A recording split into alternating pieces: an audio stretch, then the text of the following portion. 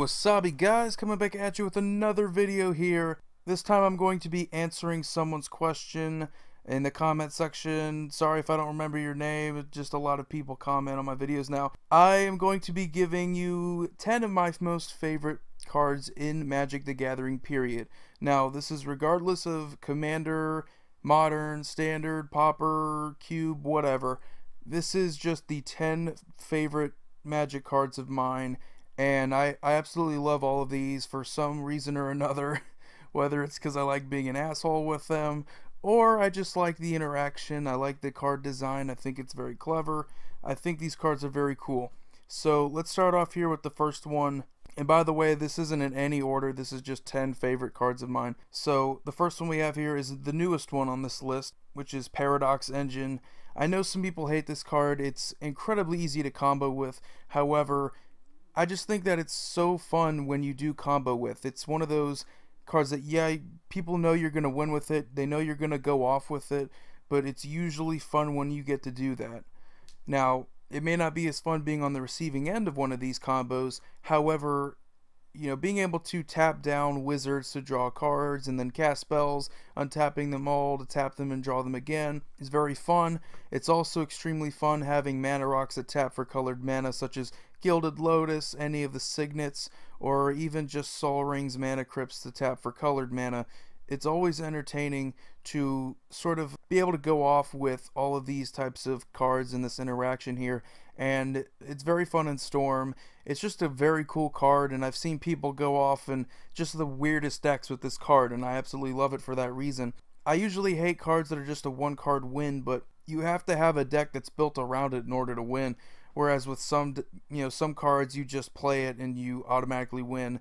You know, like Cyclonic Rift doesn't really take much effort, you just play it and that's it.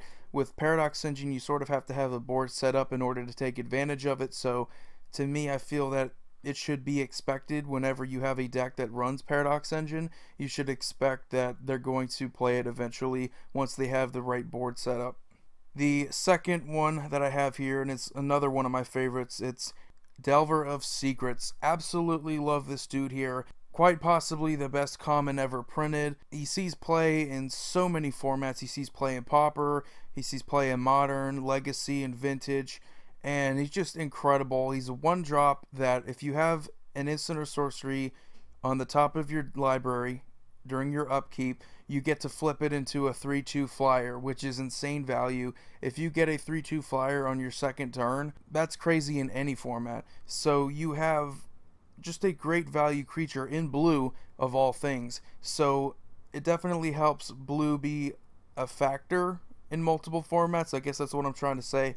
But he's just a great reason to play blue in a lot of these formats. And he never really seems too powerful. He never seems too overwhelmingly just oppressive or anything like that. Just a 3/2 flyer is easy to deal with in a lot of these formats, because in a lot of these formats there's also lightning bolts and, you know, disfigures and other things that people run. So it's easier to deal with, but I feel that earlier in the game when you get a 3/2 flyer in turn 2, that's just good value.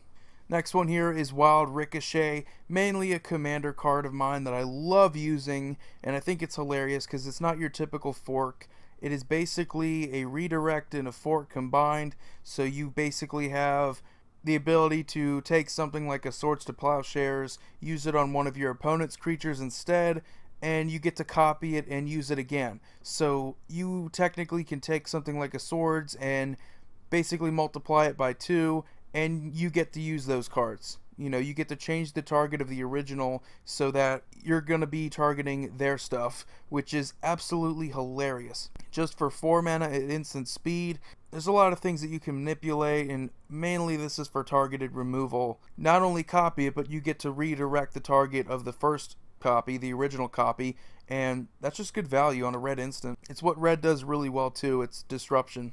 And the fourth one I have here is Deathright Shaman. Quite possibly one of the best one-drops in the game, at least as far as creatures go. So good that he had to be banned in Modern very early on. Hybrid black and green mana, and that's the only mana cost there is for him. He's just so good, and just options and options and options. You have the ability to exile a creature from a graveyard and if you do, you get to gain some life there. If you exile an instant or sorcery, you get to have your opponents lose life, which is awesome. Or you can exile a land from a graveyard and add 1 mana to your mana pool. So that's just value. I mean, value and value and value. Like, very early on, I haven't been playing this game for a long time, guys. I've only been playing it for almost like 5 years now. Like, right around when I started playing here, it was really like Return to Ravnica block, and Deathright Shaman was one of those cards I just fell in love with, because first of all, I think the artwork's cool as shit, and on top of that, just those abilities on a 1-drop, it's just insane. The next I have Crucible of Worlds, the 5th card here. And this card is mainly on here for the artwork. I absolutely love the artwork. It's one of the coolest ones you can ever find there. Just look at all that detail. Look at all those colors there. It's just insane. But on top of that, it's just great value there in any graveyard-based deck. Being able to play lands from your graveyard is useful in so many formats, because mainly we all use the fetch lands, and they're super competitive. They're meant to optimize your deck, your mana base, ensuring that you have the best possible mana available. And being able to play them from your graveyard over and over again, you throw this on top of something like an Exploration, and you get multiple land drops, something like an Azusa, and you get even more land drops, and playing fetch lands over and over again is absolutely ridiculous. And this is one of the best cards, one of the most powerful artifacts because of that. And number 6 here, I have Coil Engine. Just a badass son of a bitch here. I mean, first of all, he gets out there. He's a 6/6 for 6 with Death Touch and Lifelink, which is just absolutely ridiculously good value right there. It's going to block for you all day. It's going to gain you a ton of life. It's going to kill creatures that are in its way. And if it happens to die, you get 2 tokens back. 2 3/3s, one has Death Touch and one has Lifelink. So if you have any way to abuse this and constantly recur it, you're most likely going to win the game. It's so much fun to play with this card in Commander. There's a ton of artifact decks that love abusing this guy, and they're just decks in general that play him because he's just good value. I mean, Death Touch and Lifelink, those are good keywords to have on top of a creature that gives you value when it dies. Not too many creatures are like this. Also, you can just throw them into any deck, regardless of color, and it seems to work pretty well because of that. The next I have the only commander on this list here. It is Prosh, Skyraider of Care. My personal choice here because I just love Jund colors. They're not too oppressive. They're aggressive, and they can really beat your face in, but it doesn't really feel unfair. I know there's people that they hate this guy because he's being an easy sack outlet might seem a little unfair to some people, and I can understand that. But considering all the combo decks, all the aggressive 1 or 2 card combos that allow you to win the game super easy, just playing a deck where you utilize sack triggers, ETBs, and also just play good control, I really don't see anything too unfair about that. He's well balanced, and not only that, but he's versatile. So you're not just playing an aggressive combat strategy here, you're also playing control, because you have the ability to manipulate sack triggers, and you have the ability to take advantage of Grave Pact effects with this guy, as well as also taking advantage of ETBs, because you can also throw something like a Perforos God of the Forge in here and just win the game off of burn damage too, which is hilarious. And the only thing that might be considered unfair is the fact that you can find a way to easily cheat into play a Craterhoof Behemoth, which, yeah, that's probably the most unfair thing about a lot of decks in green, but who really cares? I mean, it is what it is. It's green. I mean, come on. Green has to win some way. My 8th favorite card here, I have Vampire Nighthawk. Just another great card. Very early on when I started playing, I was introduced to this card, and I immediately fell in love with it.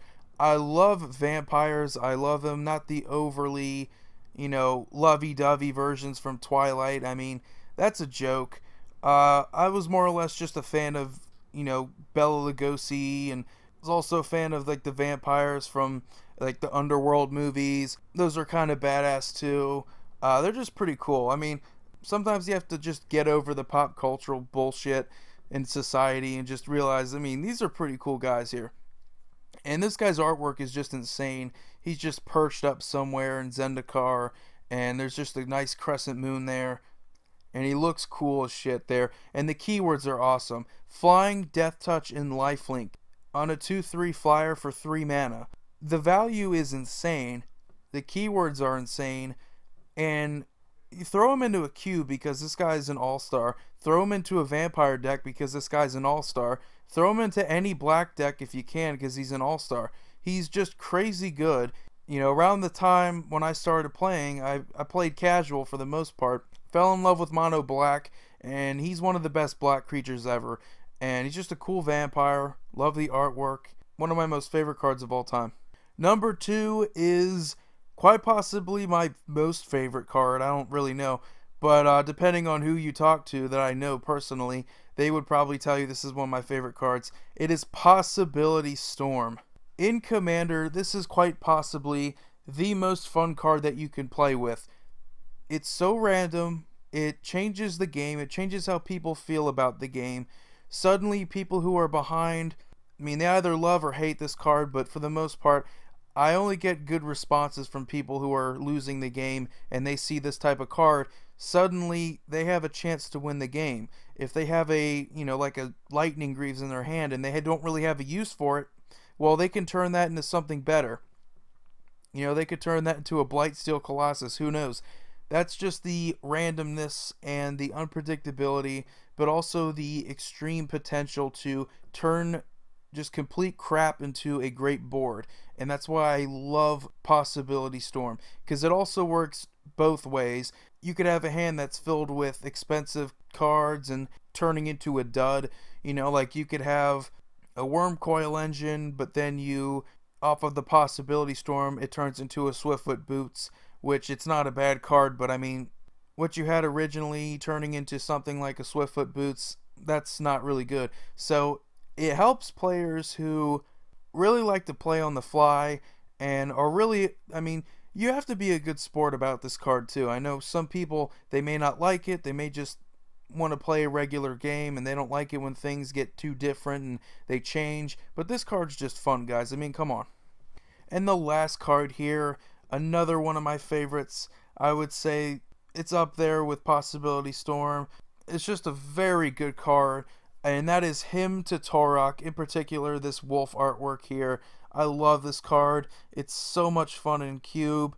It usually is one of the first cards that gets drafted at the table if you put this in a cube, which I highly recommend. It's hilarious. I have it in a Pauper cube, and it might be overpowered for Pauper, but it is hilarious. 2 cards at random from their hand, and they have to discard it. It may not be as optimal as your turn 1 Thoughtseize or your turn 1 Inquisitions, but the turn 2 to play this off of 2 black mana, forcing them to discard 2 cards at random from their hand, that is devastating. 2 cards for 2 mana, that's still around the same value as those cards, but it's still, the fact that it's discarding at random means that they're going to be discarding something that they don't really want to discard. And doing this turn 2 means that they likely have either 4 or 5 or 6 cards in their hand. So you're going to be taking away at least a third of their hand for just 2 mana, which is absolutely insane there. I love this card, and I'm going to keep it in my Pauper Cube just to see just all the crazy reactions that I get from it. So anyway, guys, that was 10 of my most favorite cards. Let me know what you think about these. Let me know what your 10 favorite cards are. Doesn't have to be in any order, just like this list wasn't in any particular order. It's just 10 of my favorite. So let me know what you think about my 10. Be sure to give me your 10. Check out my other videos if you haven't already. Subscribe if you haven't already. Like and leave a comment. Share my video with your friends and family. Anyway, Void here signing off. You guys have a wonderful day.